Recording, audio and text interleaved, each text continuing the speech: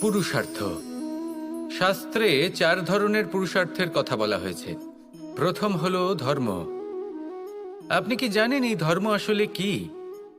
আপনার কি মনে হয় ধর্ম আসলে কি? কোনো বিশেষ ঈশ্বরকে মানাই কি ধর্ম বলা হয়? নাকি কোনো বিশেষ রীতি পালন করাই হলো ধর্ম? নাকি কোনো বিশেষ সাহিত্যকে সর্বশ্রেষ্ঠ মনে করাই হলো ধর্ম? না, ধর্ম হলো সেটা যাকে ধারণ করা যেতে পারে। আর ধারণ শুধু সেটাই করা যায় যা পবিত্র। পবিত্র শুধু তাকেই বলা হয় যা নিঃস্বার্থ, যার মধ্যে শাসন করার কোনো ইচ্ছে নেই, যা সরলভাবেই প্রবাহমান, জল এবং বায়ুর মতো। যখন কোনো ব্যক্তি ধর্মকে ধারণ করেন এবং সেই ধর্ম সেই ব্যক্তিকে রক্ষা করে, তখন তাকে ধর্ম বলা হয়।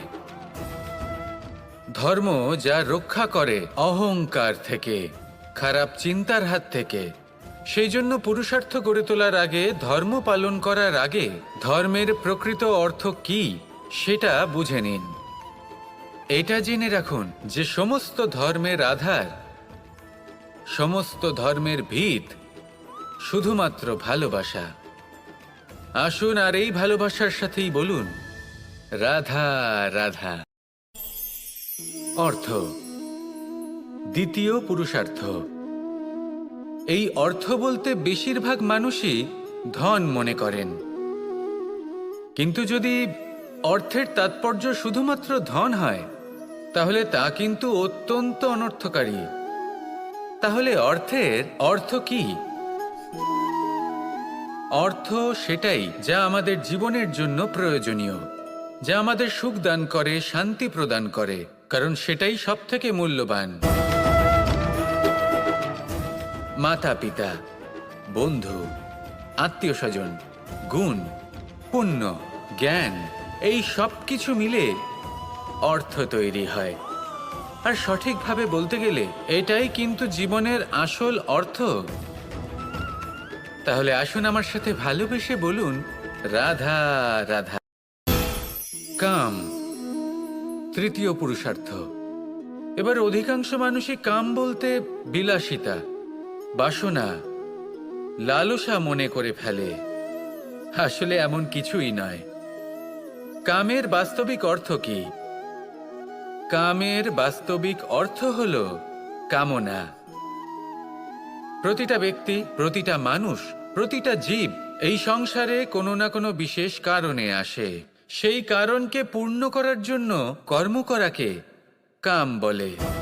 এখন সেটা সবার জন্য ভিন্ন হতে পারে। কারোর কাছে সেটা জ্ঞান অর্জন করা হতে পারে, আবার কারোর কাছে নির্মাণ করা হতে পারে। কারোর জন্য পরিবারকে সঞ্চালন করা হতে পারে, আবার কারোর জন্য এই সংসার থেকে পাপ দূর করা হতে পারে। কিন্তু সবথেকে গুরুত্বপূর্ণ হলো যে মানুষ যেন নিজের কর্ম ঠিক করে করে, সম্পূর্ণ যত্ন নিয়ে করে। তৃতীয় পুরুষার্থ মানে এই কাম। এটার অনুচিত অর্থ নিজেকে বোঝানো মানেই সমগ্র জীবনকে অর্থহীন করে দেওয়া। তাই প্রেম দ্বারা আপনার এই সংসারে আসার কারণটাকে অনুসন্ধান করুন, আর এই প্রেমের সাথেই বলুন রাধা রাধা। এবার এই পুরুষার্থের বিষয়ে আপনারা অবশ্যই শুনেছেন। মোক্ষ, চতুর্থ পুরুষার্থ। আপনারা কি জানেন এই মোক্ষ আসলে কি? ধর্ম, অর্থ, কামনার পালন করতে করতে মৃত্যু লাভ করা, এটাই কি মোক্ষ? না, মোক্ষ হলো সেটাই যা জন্ম এবং মৃত্যুর ঊর্ধ্বে। প্রত্যেক ব্যক্তি, প্রত্যেক জীবই সংসারে কোনো না কোনো বিশেষ প্রয়োজনে আসে। ধর্মপথে, সৎপথে অর্থ উপার্জন করা, প্রয়োজনকে পূর্ণ করার চেষ্টা করতে করতে সেই প্রয়োজনকে পূর্ণ করা তাকে মুক্তির পথে নিয়ে যায়, যা হলো মোক্ষ। যদি এই মোক্ষ লাভ না হয়, তাহলে মানুষ জন্ম এবং মৃত্যুর এই চক্রে বারবার ফিরে আসবে। তাই নিঃস্বার্থভাবে সদ্ভাব নিয়ে কর্ম করুন, সকলকে ভালোবাসুন, আর আমার সাথে বলুন রাধা রাধা। মন। জীবনে যখনই কোনো বস্তু বা সুখ স্বাচ্ছন্দ্য অধিক মাত্রায় আপনার কাছে চলে আসে, তখন নিজেকে শ্রেষ্ঠ মনে করার একটা প্রবণতা দেখা যায়, যা হয় আত্মবিশ্বাসে পরিণত হয়, নয়তো অহংকারে। এবার আত্মবিশ্বাস আর অহংকারের মধ্যে অনেক বড় পার্থক্য রয়েছে। আমি এটা করতে পারি, আমি ওটাও করতে পারি, এ হলো আত্মবিশ্বাস। শুধুমাত্র আমি এটা করতে পারি, শুধুমাত্র আমি ওটাও করতে পারি, আমি হলাম সর্বশ্রেষ্ঠ, এটা হলো অহংকার।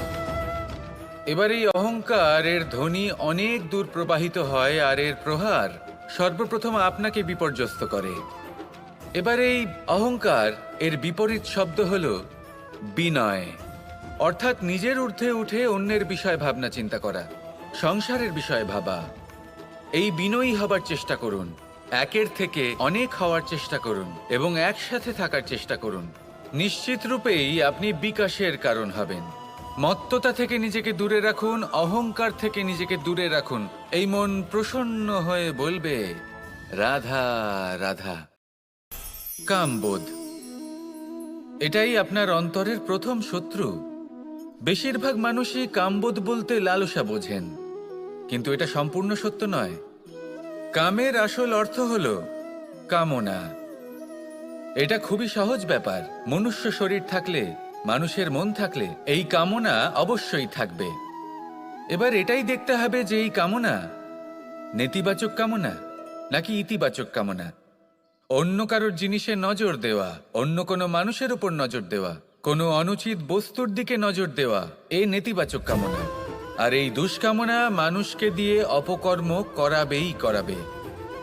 তাই মনে রাখবেন, যে ব্যক্তি নিজের কামনাকে নিয়ন্ত্রণে রাখতে পারেন তিনি সঠিক পথেও থাকেন, সঠিক লক্ষ্যে পৌঁছতেও পারেন। যিনি কামনা নিয়ন্ত্রণে রাখতে পারেন না তিনি তার পথও হারিয়ে ফেলেন এবং লক্ষ্যচ্যুতও হন। তাই মনে রাখবেন, নিজের কামনাগুলিকে নিয়ন্ত্রণে রাখুন। কাম নামক এই শত্রুর ওপর বিজয় লাভ করুন আর আমার সাথে ভালোবেসে বলুন, রাধা রাধা।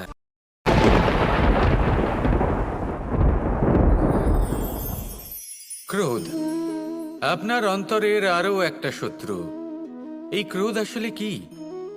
আপনার মনের এক ভাবনা, যা আপনার মনেই উৎপন্ন হয়। এই মন আত্মার সাথে যুক্ত থাকে। এখন একটা ভাবনা যা আত্মার সাথে যুক্ত থাকে তাকে অনুচিত কেন বলা হয় সেটা বোঝার চেষ্টা করুন। ক্রোধ কখনো কখনো জরুরি হয়, বিশেষ রূপে তখন যখন আপনি সঠিক পক্ষে দাঁড়িয়ে রয়েছেন এবং সামনের ব্যক্তি অধর্মের পক্ষে রয়েছেন আর বিনম্রভাবে মানছেন না। যেমন শ্রীরাম ক্রুদ্ধ হয়েছিলেন সাগরের ওপর, ওটা উচিত ছিল, আর তা ততক্ষণই উচিত যতক্ষণ আপনি ক্রোধকে নিয়ন্ত্রণ করছেন। যদি ক্রোধ আপনাকে নিয়ন্ত্রণ করতে শুরু করে তাহলে পরিস্থিতি এমনও হতে পারে, ধরুন একজন ব্যক্তির প্রতি ক্রোধের কারণে আপনি তার ক্ষতি করতে চান। আপনি একটা কয়লা হাতে নিলেন আর সেই কয়লা সামনের ব্যক্তির ক্ষতি করার পূর্বে আপনার হাত জ্বালিয়ে দেবে। ব্যাস, ক্রোধ এটাই করে।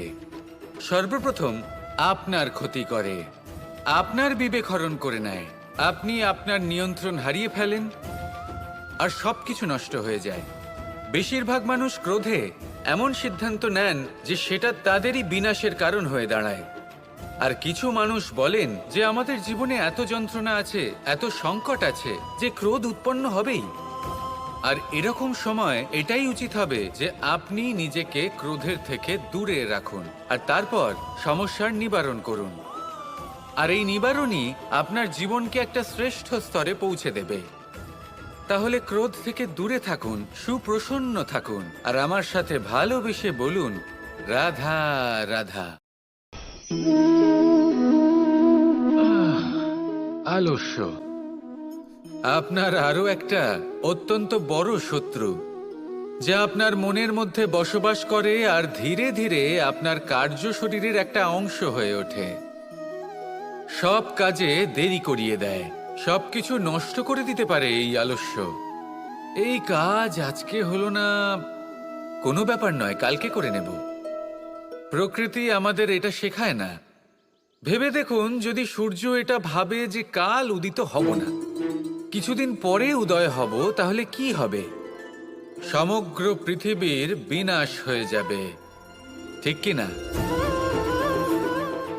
দেখুন, এই আলস্য নিয়ে খুব সুন্দর একটা কথা আছে, আলস্যস্য কুত বিদ্যা। অর্থাৎ যিনি অলস হয়ে বসে থাকেন তিনি বিদ্যা লাভ করেন না, জ্ঞান লাভ করেন না, আর জ্ঞান না থাকলে তিনি ধন অর্জন করতে পারেন না। তার জীবনে সুখ স্বাচ্ছন্দ্যের অভাব থাকে, বন্ধুর অভাব থাকে। যেখানে সুখ স্বাচ্ছন্দ্য নেই, মিত্র নেই, আপনজন নেই, জ্ঞান নেই, সেখানে আনন্দ কিভাবে বাস করতে পারে?